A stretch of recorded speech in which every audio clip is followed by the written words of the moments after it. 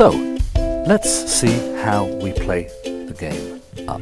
Okay, so you've got your rules cards here. On the rules cards, it shows you that if you roll a 1, for example, you have to give a mini speech, 60 seconds. So the person who's playing, who rolls the dice, will pick up the question and they will have to give a mini speech of 60 seconds. If you roll a 2, you have a socio-communicative question. Again, if you roll the dice, you pick up, and if it's a number 2, then you have to give a speech about this. If you roll a 3, it's a question to do with vocabulary or maybe grammar. So you will read out the question, and it's the first person in the other teams or the other players, the first person to get the correct answer, that will win the points. If you roll a 4, you need to either guess, draw, make, or even mime. We'll show that just in a second. If you roll a 5, you'll pick up the card, you'll read out the question. It's the first person to get the correct answer who wins the points. And if you roll a 6, which here in this game is an unlucky 6, this is a speed challenge. Basically, you'll have a category of words, and you'll have to go around the table saying different words until somebody makes a mistake. We will explain. So as I said, we had 2 different types of question cards. We have the typical question card here with 6 different types of challenges. Okay, remember, in points mode, you will announce the maximum number of points to be won. And with the image cards, you have here 3 different types of questions, not 6, but 3. So if you roll a 1 or a 2, you have the first question, 3, 4, second question, 5, 6, the third question. Let's just play, okay, just to see how this works. So let's imagine that I roll a 3. And I pick up the card, and it's an image card. So here on 3 we see it says you have 60 seconds to get the players to guess 5 of the following items. Okay, so let's try this with my faithful assistant Robin. Okay, so in 60 seconds. So it's a form of transport very common in London. It's a type of car which is very often black, so 4 wheels, and transports people individually. A cab, a London taxi? Yes, a London taxi, hackney carriage. Okay, so another form of transport very common in London. It's red, it's got 4 wheels, and has 2 levels, and it can carry about probably maybe 80 to 100 people. Could that be a double-decker bus? Very good. Okay, so the next object is a monument. It's got a huge clock, very, very high, and it's also the first name of a boy. Oh, I've heard of that. Big Ben. Yes, exactly. Okay, so maybe you need to call somebody, but you don't have a mobile, a cellular, so you're going to go into one of these special types of cabins or booths. It's red, made of metal with windows, and funnily enough, the Japanese actually like to buy them and then transform them into showers. Oh, a telephone box. Exactly, very good. So we're just giving you an example. So obviously this type of challenge here, because Robin is also working hard to help me, then he would obviously share those points with me. You can decide to share the points in any way that you like. Okay, so that's the image card. Let's have a look now at the question card. Robin picks up the card and he's going to say, so for a maximum of 10 points, pitch a €1,000 loan from your bank manager for a language exchange. So I will put the timer to 60 seconds. So let's try that, Robin, okay? Hello, I need to borrow some money. Oh, hello, Robin. Really? What do you need to borrow some money for? I need to go on a language exchange. A language exchange? Okay, so what are we looking at? Maybe £200, €200, €400? A little bit more, I'm afraid. About €1,000. €1,000? Well, so how long are you going to be going away for? For 2 weeks. Okay, so obviously here, as we said, Up is a game also about team working and helping people to give the best performance possible. So obviously I'm going to, or even the other players, we can all interact and try and help Robin to give the best possible performance in 60 seconds. At the end of those 60 seconds, because we'll stop at 60 seconds, the group will then collectively and democratically decide how many points, maximum 10 points, they can give to Robin. So let's imagine we say, okay, so Robin did pretty well. He used some key vocabulary. He was using different types of forms, syntax, etc. He was very convincing, so let's give him 8 points out of 10. And then Robin could decide, well, okay, on my 8 points, I'd like to maybe give 2 points to John because he helped me, okay? And then we would share those points. Let's imagine that I roll a 2. It's my turn, so I roll a 2. I pick it up, so for a maximum of 10 points. So a friend gives you a lottery ticket as a joke birthday present. and you win 20 million euros. What do you do? Well, okay.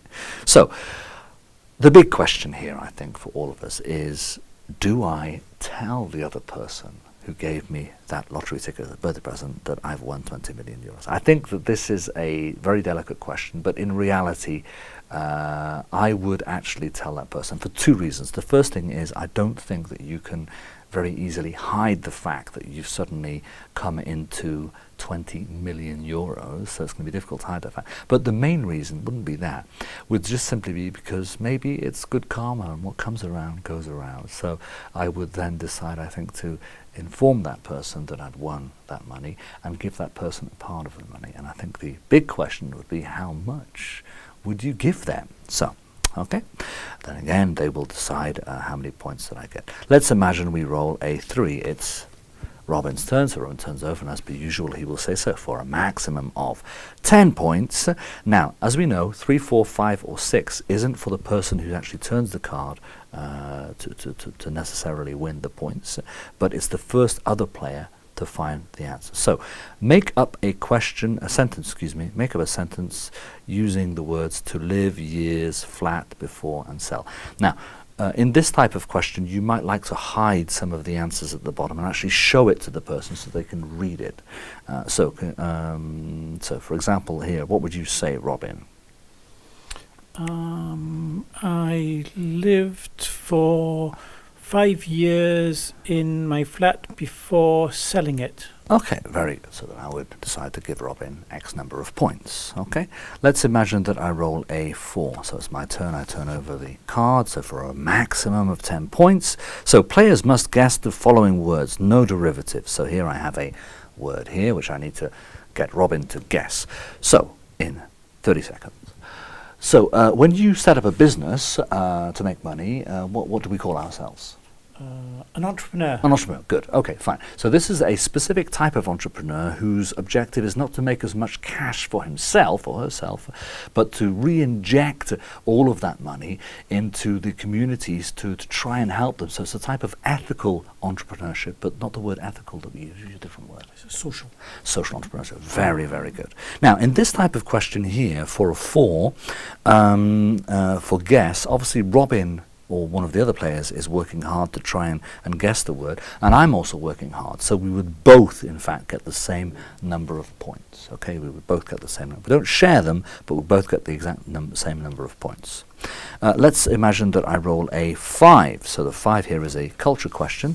So Robin's going to read out the question for us. John, how many countries are there in Central America? Now, let's imagine, so I've got that, and it's the first person who answers, obviously, in the group. So I'm going to say, I don't know, 7. And 7 is, it's correct, so I would get those points. Now, if we roll a 6, as we said, normally, traditionally, 6 is a lucky number. In this game, 6 is a stressful number. So roll a 6. 6 is the speed challenge. So basically, we have a category of words. So for example, here, I would say for a maximum of 10 points. So things you can find in a bathroom. So I'm playing, I begin by saying something, and then we go round and round and round and round until somebody hesitates for more than 3 seconds, or says a word that's already been said, or says a word that doesn't belong to that category. So let's try. So things you can find in a bathroom. A rubber duck. Soap. A mirror. A sponge. A razor. Toothpaste. An empty bottle of champagne. I don't know. Okay, so he's hesitated for more than 3 seconds, and obviously we can have a debate whether or not an empty bottle of champagne would be something you could find in a bathroom, and then we would award those points. Now, in particular, for this type of question, what's in particular is, in fact, you don't actually win any points on this. What you do, in fact, is the person who makes the mistake drops 200 meters and loses the maximum number of points. So number 6, you've really got to be concentrated and make sure that you're not the person who will be losing those points. Okay, so I think that is about it. So just remember, for a correct answer, you win a maximum number here, but it's not necessarily 10, it can be 6, it can be 3, etc. And so you will add your points here. And obviously, if you get a correct answer, you can choose to either take the points or move up 200 meters. If you get a wrong answer, you move down 200 meters. If you arrive at 0 meters, your next wrong answer means that you are eaten by sharks and you will have to join another player or another team to help them till the end. If you have any questions, obviously refer to your rules which are in the game, but you can also go onto our website up.grenoble-inp.fr. So enjoy playing, but learn.